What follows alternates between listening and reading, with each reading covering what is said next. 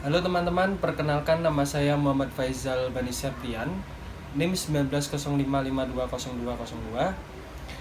Saya mahasiswa Universitas Tikubang Semarang, jurusan akuntansi. Di sini saya akan mempresentasikan 5 dimensi bisnis dalam etika bisnis. Tujuan dari presentasi ini adalah untuk memenuhi tugas ujian tengah semester dan untuk mengedukasi teman-teman tentang 5 dimensi dalam etika bisnis. Dalam 5 dimensi bisnis dalam etika bisnis tersebut, yang pertama adalah 1. Dimensi ekonomi. Apa itu dimensi ekonomi? Dimensi ekonomi dari sudut pandang ini, bisnis sendiri adalah kegiatan produktif dengan tujuan memperoleh keuntungan. Bisnis merupakan tulang punggung kegiatan ekonomi. Tanpa bisnis tidak ada kegiatan ekonomi.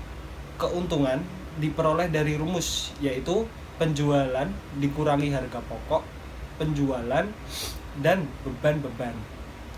Menurut akuntan, harga pokok penjualan dari beban-beban merupakan harta yang dikorbankan. Mengapa harta yang dikorbankan? Harta adalah sumber daya ekonomis yang dimanfaatkan untuk penjualan periode mendatang.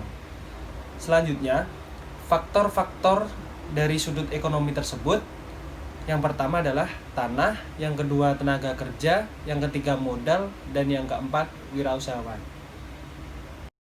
Oke teman-teman, dimensi yang kedua yaitu dimensi etis. Apa sih dimensi etis tersebut?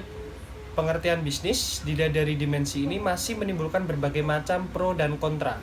Hal ini dikarenakan semua pihak mempunyai pemahaman yang sama tentang pengertian etika dan ukuran yang tepat untuk menilai etis tidaknya suatu tindakan bisnis.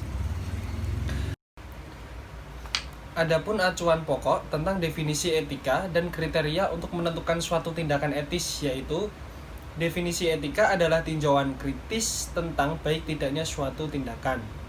Ukuran penilaian menggunakan 3 kesadaran. Yang pertama, kesadaran hewani, yang kedua kesadaran manusiawi, dan yang ketiga kesadaran spiritual.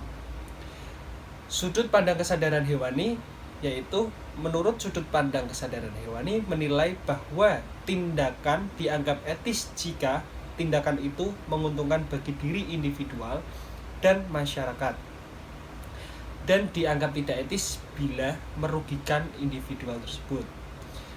Sudut pandang kesadaran manusiawi yaitu menilai bahwa suatu tindakan dianggap etis jika bermanfaat bagi masyarakat dan tidak etis bila merugikan masyarakat. Sudut pandang kesadaran spiritual yaitu suatu tindakan dinilai etis jika bermanfaat bagi individu, masyarakat, dan alam sesuai dengan ajaran agama. Pertama, kegiatan bisnis adalah tindakan produktif, artinya kegiatan menghasilkan dan mendistribusikan barang dan jasa untuk kebutuhan seluruh umat manusia. Manusia di dunia ini membutuhkan sandang, pangan, dan papan untuk bertahan hidup. Namun, dalam era modern ini, manusia membutuhkan jenis barang dan jasa lain untuk hidup sejahtera. Aktivitas bisnis mendukung produksi untuk meningkatkan kemakmuran manusia secara duniawi saja. Dari sudut pemahaman ini, jelas bahwa tindakan bisnis itu sejalan dan tidak bertentangan dengan ajaran agama, baik ditinjau dari tingkat kesadaran. Kedua, bila dilihat dari pihak yang memperoleh manfaat dari keuntungan suatu kegiatan dan tindakan bisnis, etika muncul untuk memberikan penilaian atas dampak negatif bagi masyarakat dan alam. Persoalan etika berhubungan dengan isu keadilan dan dampaknya bagi masyarakat dan alam. Kegiatan bisnis bisa saja menguntungkan dan bisa saja tidak bila tidak mudah menilai suatu tindakan itu etis atau tidak karena ada urukan objektif untuk menilai ketidakadilan, serta tidak mudah menghitung nilai kerugian masyarakat atau dampak kerusakan lingkungan. Oke teman-teman, yang ketiga yaitu dimensi hukum. Hukum dan etika mempunyai hubungan yang erat karena keduanya mengatur perilaku kemanusiaan. Dua macam pandangan tersebut tentang status perusahaan yaitu legal creator dan legal recognition. Dari sudut pandang legal creator, perusahaan diciptakan secara legal oleh negara sehingga perusahaan mempunyai hak dan kewajiban hukum sebagaimana layaknya hukum yang dimiliki manusia. Dan legal recognition, di mana perusahaan bukan diciptakan atau didirikan oleh negara, melainkan oleh orang yang mempunyai kepentingan untuk memperoleh keuntungan tersendiri. Peranan negara dalam hal ini hanya mendaftarkan, mengesahkan, dan memberi izin secara hukum atas keberadaan perusahaan tersebut. Setiap perusahaan hukum yang baik memang harus dijiwai oleh moralitas. Namun, tidak semua peraturan hukum berkaitan dengan moral. Ada anggapan bila ditinjau dari aspek moral dianggap kurang etis, misalnya undang-undang lalu lintas. Oke teman-teman, yang keempat yaitu dimensi sosial. Perusahaan saat ini sudah berkembang menjadi suatu sistem terbuka yang sangat kompleks.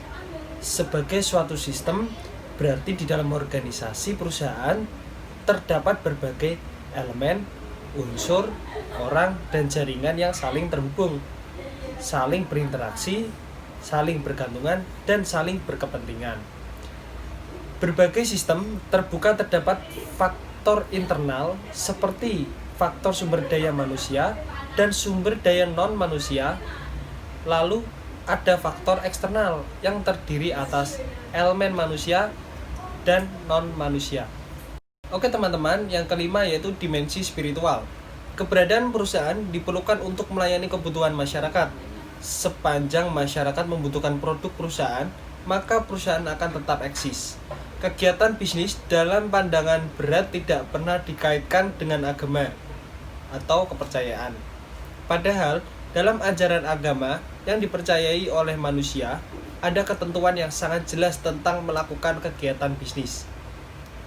Dalam dimensi spiritual, para pengusaha yang ada di dalam perusahaan memaknai pengolahan perusahaan sebagai bagian dari ibadah kepada Tuhan. Menjadikan perusahaan yang dikelola menjadi sejahtera, sekaligus menjaga dan memelihara kelestarian alam. Namun, dalam kenyataannya, masih terdapat banyak pelaku bisnis dan oknum stakeholder yang belum sepenuhnya mengikuti ajaran agama dalam menjalankan praktek bisnisnya. Kegiatan bisnis yang spiritual tumbuh berdasarkan paradigma sebagai berikut.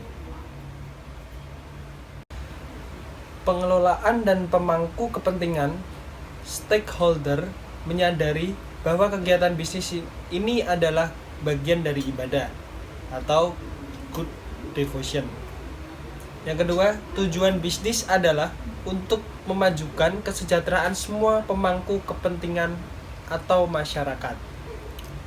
Yang ketiga, dalam menjalankan aktivitas bisnis, bisnis pengelola mampu menjamin kelestarian alam, planet, conservation.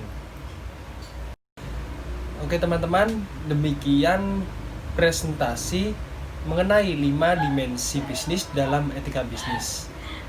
Apabila ada kekurangan dan kesalahan dalam bertutur kata, saya mohon maaf. Terima kasih. Wassalamualaikum warahmatullahi wabarakatuh.